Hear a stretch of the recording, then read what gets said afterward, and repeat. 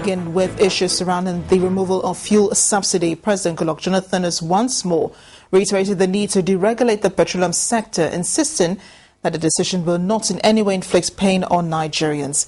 The president made the comments at the 57th National Executive Committee meeting of the People's Democratic Party holding in the Federal Capital Territory, Abuja.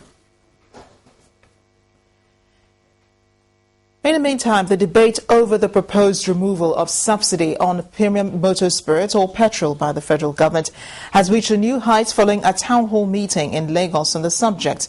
Now, at the meeting, attended by top government officials, a cross-section of civil society groups, prominent professionals and other stakeholders, the coordinating Minister of the Economy and Minister of Finance, Ngozi Okonjo-Iweala, reaffirmed her position that removal of fuel subsidy is in the best interest of Nigeria.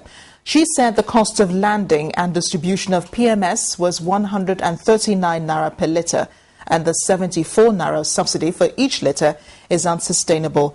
While buttressing the position of her colleague, the Minister of Petroleum Resources, Dezani Alison Madueke, says that it is not in the interest of Nigeria for the federal government to remain in the business of refineries.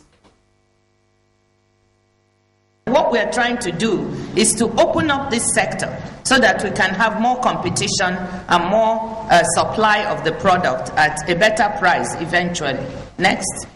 So let's look at some of the reasons of why we want to remove the subsidy. I've been talking about it now, but one major reason to look at is the financial burden it is to our budget and to our finances in the country.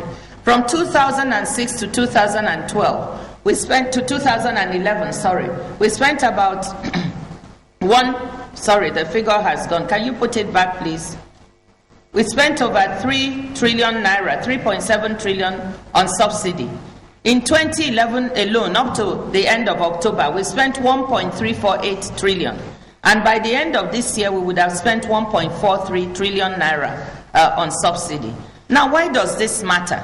It matters because it's eating up more and more of our resources. It's 30% of total federal government expenditure, 118% of the capital. That means it's 18% higher than the amount of money we spend on capital expenditure, and 4% of our national income. It is not in the interest of Nigeria for government to remain in the business of refineries, as it is not in the interest for them to remain in many such businesses. It is in the interest of the economy for government to hold a certain equity participation, a certain investment to protect the economy. But really, these are entities that should be managed by private sector understanding and managerial expertise. And that is what we would like to see.